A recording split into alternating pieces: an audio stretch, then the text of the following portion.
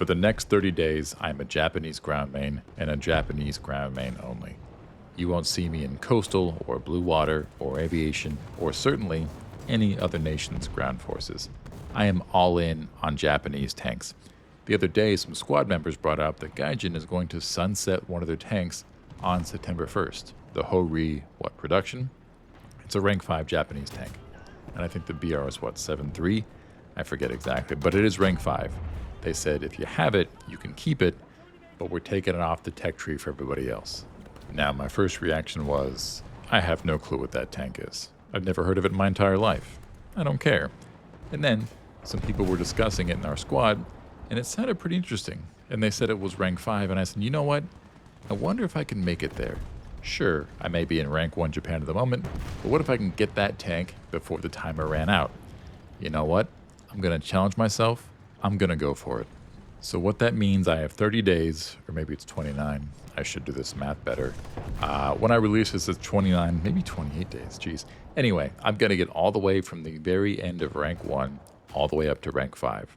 From what I read, if you have even one research point in the tank, they won't take it away for you. I don't think I want to risk it. I think I should research it and buy it. So that just means moving through the ranks pretty quickly. Now, I have premium time. I've got at least one premium vehicle. Maybe I'll pick up one more along the way. It doesn't seem impossible, but then again, I've been playing the game for about, a year now? And I've only gotten to the end of rank 1 Japan, so I'm not quite sure. Also, getting to rank 5 would put me higher than any other nation in any tech tree of any vehicle. My current highest is rank 3 ground in USA. But in that moment, I decided to go for it. And that switch actually worked out pretty well because at that time, I was having a very tough go in Chinese rank 1 tanks. Honestly, I thought they had pretty good mobility and firepower. Maybe I was just being blind that night, but I was getting brutally bullied. I switched to Japanese tanks and said, these feel great. I'm going to at least finish out rank 1 tonight. And that's what I did. I now actually have completed rank 1 Japanese tanks, fully spaded across the board. Now, maybe that's not that much of an accomplishment, but they do have an odd collection of vehicles in rank 1. This actually prompted me to look up the thought process behind Japanese tanks at the time. It turns out it was 2 reasons and not at all what I expected. Really, the rank 1 Japanese tanks is a split of pretty weak guns with explosive ammo, and then incredibly slow, and I mean impossibly slow, hard to aim, BMS with huge cannons and also high explosive. Now, most of my knowledge of Japanese military history comes from World War II, United States versus Japan. But when I thought more about it, I said, well, that timeline doesn't match up. What did they have these tanks for? What do they have this weird combination of pretty fast but really light tanks with no armor, and also the biggest guns across any nation to this point? What was the thought there? Turns out their light tank lineup that they have in rank 1 were designed primarily to drive around China really fast and blow up bunkers. They used high explosive with small guns because that's all they really needed to drive around and blow them up. They weren't fighting armor, or vehicles rather, which is why they don't have very much armor, because all they had to do was fend off small arms fire. China didn't have the technology or capacity to build tanks, so the Japanese soldiers, they were just driving around in these lightly armored vehicles, blowing up bunkers, and because they were pretty poorly constructed or lightly constructed, they didn't need very big guns. All they needed was a little bit of high explosive, and they could dominate. But what about the idea of the Japanese putting these massive guns on a set of tracks with no armor and practically no engine? I mean, just the weakest engine you've ever seen. Well, turns out this was in response to their push against the Soviet up north. As the Japanese pushed through Manchuria, they came across the Soviet defenses, who, unlike the Chinese counterparts in the West who used pretty thin bunkers, the Soviets built these massive concrete bunkers that the present Japanese tanks couldn't do anything against. So they rolled up their massive cannons, pointed them at these bunkers, put 20 pounds of TNT in these huge shells. Didn't matter that they were high explosive only. Whenever those cannons made contact, they just obliterated everything that they hit. They didn't design these tanks to be slow on purpose. Japan just had a really weak industrial capacity at the time. and that was all they could muster.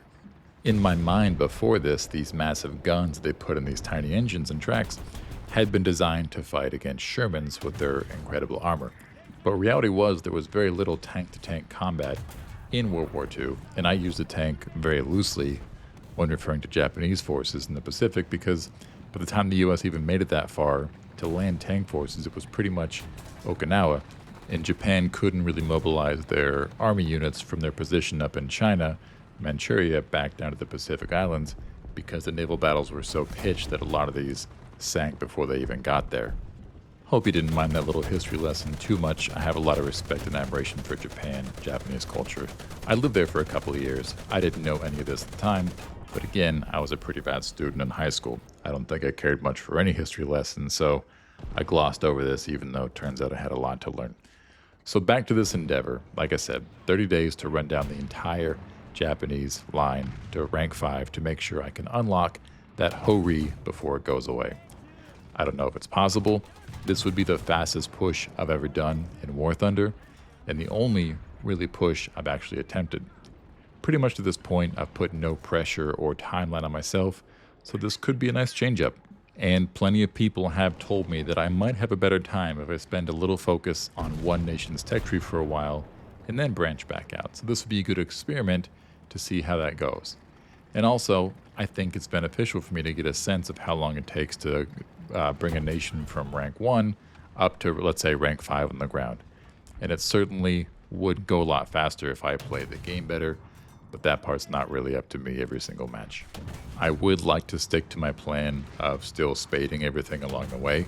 I think the research bonuses that are provided for spading an entire tier of upgrades in each vehicle will still help me push toward my goal, and it would also drive me crazy to leave tanks either unresearched or definitely not spaded. So we'll have to see how things go to see if I can keep that endeavor up along the way. I might have to cut my losses at some point and just go straight for the Hori. I'm not quite sure. I'm honestly not even sure if I can pull this off in time. Big problem I have is I have to go out of town middle of the month for several days, and that might throw a wrench in the entire thing, but we'll see. I'll have a better idea of how this is going mid-month, and if it's something that seems realistic. But at any rate, if you ever want to play some Japanese ground and you see me online, I'm your guy. And that does bring us to the end of today's video. Thank you for watching. Thank you for being part of the Mediocre Thunder community. This is my first real challenge on the channel, and in War Thunder, I'm excited to see how it goes. So follow along for developments, subscribe if you can, and if not, I'll still see you next time. This is Mediocre Thunder, signing off.